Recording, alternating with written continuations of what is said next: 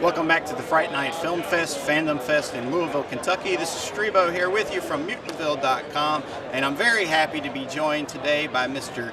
Tommy Lee Walllace, director of Halloween 3, Stephen King's It, John Carpenter's Vampires de los Muertos, Well done. among many, many others. We've been fans of your work for years, and thank you for coming out to the Fright Night Film Fest. Thank you, Jamie. It's good to be here. Thank you.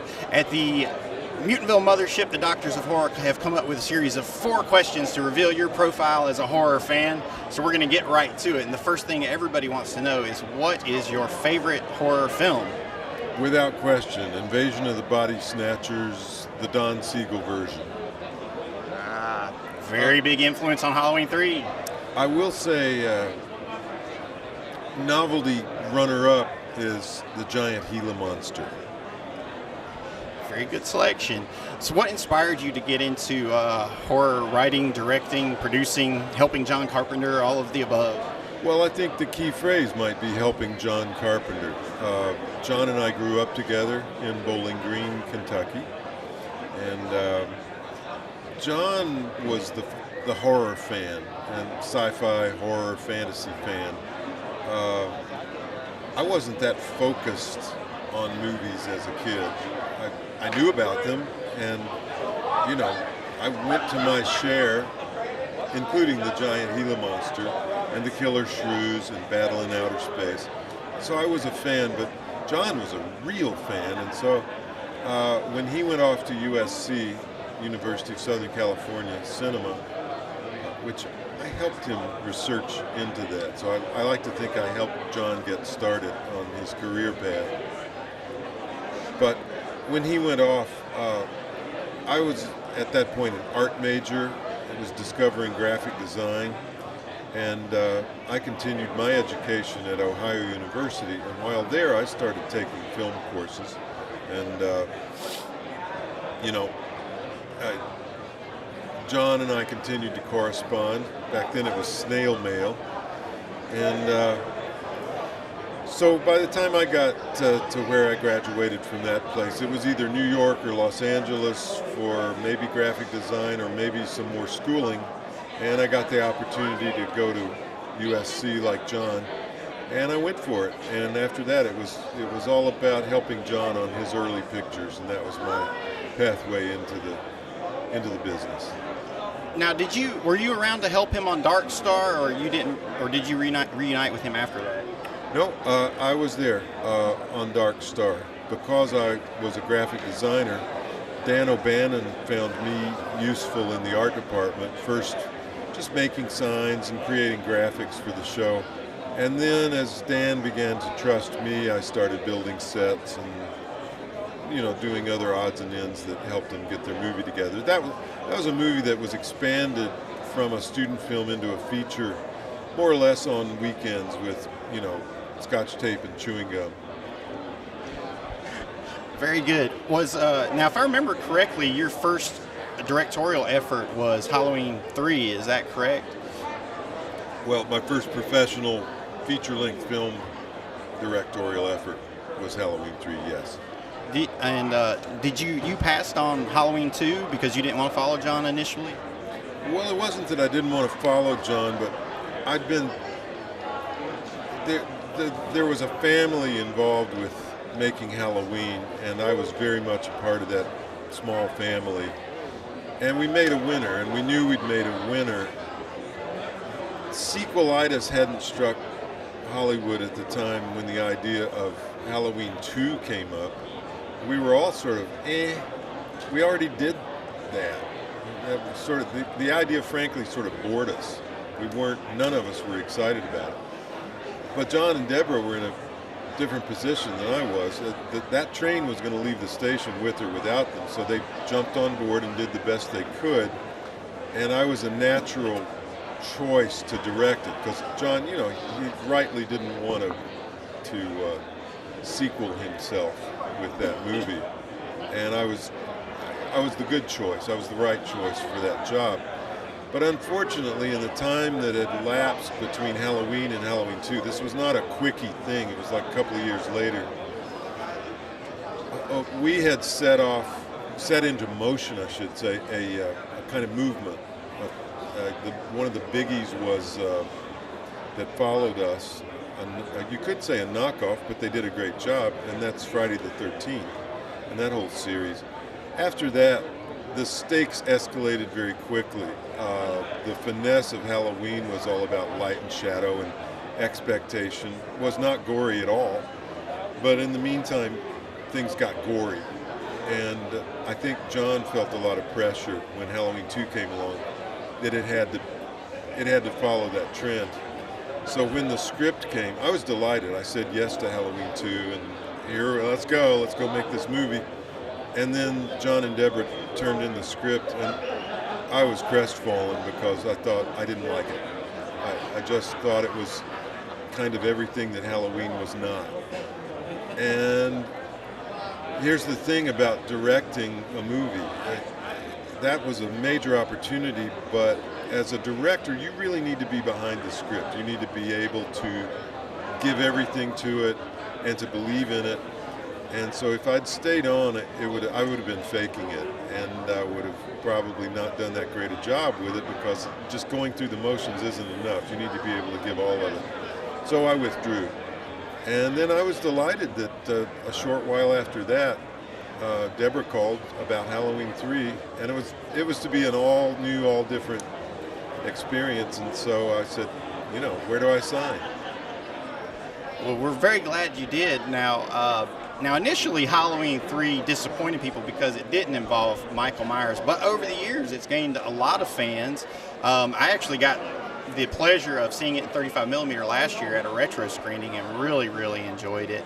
And it was the first Halloween film I ever saw. As a kid, my family would not let me watch Halloween movies. Good for them. I saw a piece of it on Halloween night, and I saw the sequence where the guy comes in and pushes his thumbs in the guy's eyes in the hospital. Well, that's kind of grim. How old were you? Maybe 8. It was on Halloween night. You go from door to door. What were your parents thinking? Well, I was going from door to door trick-or-treating, and I walked in, and they were watching this on TV, and I said, "What are you watching?" And they said, "Halloween," and I looked over. They killed this dude. They gave him my candy and pushed me right back outside. It scarred you for life. Scarred me for life. And I thought that guy was Michael Myers for years and years and years, so it took me a while to learn the truth. It was, we were very naive about the way this film would be received. Somehow, the idea that we put Halloween 3 in the front of this, we expected the audience to go along with us in this concept that we were going to roll out a new franchise every year. Because, really, it's a rich subject. You could just go on forever with new movies about Halloween. But we forgot one thing, or two things. We forgot to do a big ad campaign, or I should say, put the hat on Universal. They didn't set the table for the public that might be interested in this film in any meaningful way. And there was that funny little Halloween title that somehow was at the front of the movie that created expectation that was inevitable. And so we were awfully naive about expecting the audience to go along with that. Had it simply been called Season of the Witch, I think we would have been fine.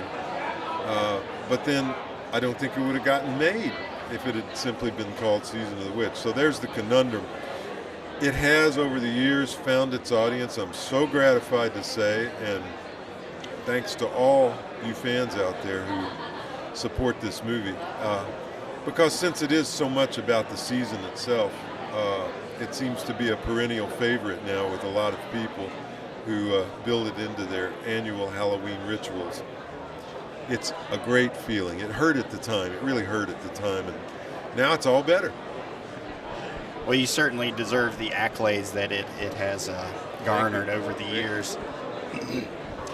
You also directed another one of my childhood favorites. This was a little later in my childhood, which was Stephen King's It. Now, if I remember correctly, not only was it was the first TV adaptation, but in my opinion, it's one of the finest ones that's come along. Were you intimidated by that project, by taking up a Stephen King project? I think what I was intimidated by was the minute I joined up, we started talking cast, and some really big names started coming up. You know, John Ritter and Richard Thomas and Harry Anderson and all the rest, and Tim Curry. That part intimidated me. The idea of tackling Stephen King's It did not intimidate me. I felt without being too blasé about it, I felt like I was the right guy for the job. I was kind of on the arc of that was a logical next film for me to take on, and it turned out well. You know, I guess I was the right guy. I was in a good rhythm, and it felt like just getting up every day and doing my job was the right thing to be happening. It was fun. Well, Pennywise, played by Tim Curry, was just instantly iconic. Did you ever get the feeling on the set that you were just capturing magic in a bottle? It did feel like that some of the time. When it's a funny thing when a film goes well, a director can start looking over his shoulder, wondering when the axe is going to fall. You know, when is the disaster going to strike? Because things went really well day to day, and the cast, kids and adults, turned out to be just excellent professionals. The kids, of course, were kids. It was like herding cats some of the time, but everybody made my job easier for the most part. Good casting is everything. All you directors out there, cast it well, and that'll be about 80% of your job right there.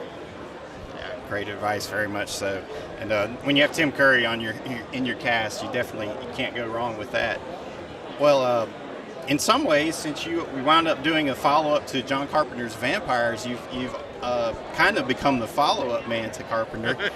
Years later, you were able to follow up Carpenter again when you took the directorial reins of John Carpenter's Vampires de los Muertos, which I believe is the entire proper title. Well, there's no day in there technically, but you're doing great. Vampires de los Muertos is it.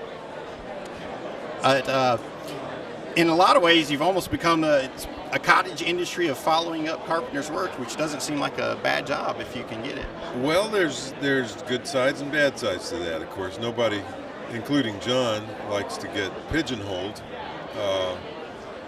And anytime you have success in some area, people are going to kind of return to you for that thing. And of course, that's a blessing I'm thankful for. But a curse too that it's like, yeah, but what about a detective story or a love story? It's a little harder to you really have to put in some energy to get that going. I actually, when my kids came along, I did some family stuff, television stuff, like Flipper kind of stuff and Born Free kind of stuff.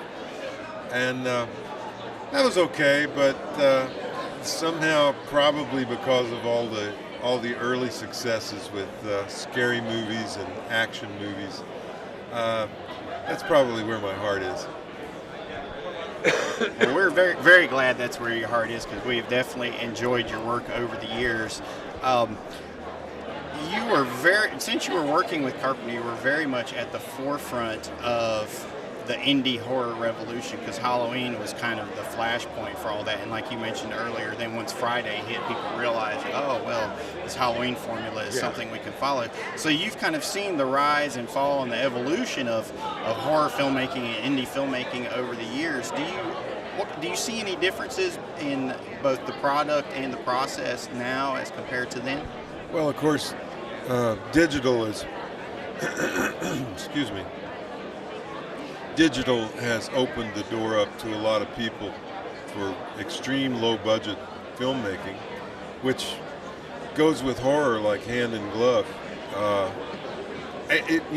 And more power to that way of doing things. I think that's just great, because you can certainly make big-budget movies digitally and throw big money and time into the same kind of filmmaking. But now, young men and women, old men and women too, for that matter, can make a film out of the trunk of their car, just about like student filmmaking. And that's great. I think some good work can come out of that. So I'm all for that. I do want to say that I think there's a tendency for directors to lean a little bit too far in the direction of style versus content. The story is just as important as it ever was. Characters are just as important as they ever were. It isn't about the guts and the gore. It isn't about the fancy shot that makes you look so cool as a director. It's about the story, same as it always was. And it's also about those stage lines, people. I'm getting sick of this stage line breaking. And if you don't know what I mean by that, we'll explain in another episode of this thing. Well, you were telling me off the air what you thought the secret to Stephen King's work was actually that he wasn't writing about the horror itself, but about the kids. I agree. It's Stephen King's great secret is that his stories aren't about horror and they're not about scary. They're about people, most often young people, kids, and their rites of passage and their bonding and their friendships. That's where the magic comes from. And I think that's why it was successful, because it focused on that kind of, those intangibles that bond kids together, and the promises you make and the horrors you endure together and the comfort you bring to each other. That's where the secrets are, and that's what's great about Stephen King. I agree, and you captured it quite well in your work with it, and we certainly look forward to whatever you're doing next. Where can the fans out there go to find out, to keep up with Tommy Lee Walllace and see what you're doing next? Well, I have a rather mordant Facebook page that you can find. That maybe I'll get better at adding stuff of interest there. But watch for Scaryland. That's something coming up from me. Also, Helliversity is coming up, as well as a novel which I've just written and hope to get published, and working on that, which is called One Christmas Eve, which is absolutely not a horror story, but is something of a fantasy, and rather heartwarming, I must say. So, we'll see how that goes. It was fun to write, and it certainly is heartfelt. So, it's a great new area for me. I'm excited about. Very good. Well, we're all excited to hear about these great projects you have coming up. Everybody out there, keep your eyes out for Scaryland. Mr. Wallace, thank you so much for your time. We hope you enjoy the rest of your day here at the Friday Night Film Fest. It's a pleasure, Jamie. Thank you for the opportunity. Thank you. We'll see you guys back at the Friday Night Film Fest.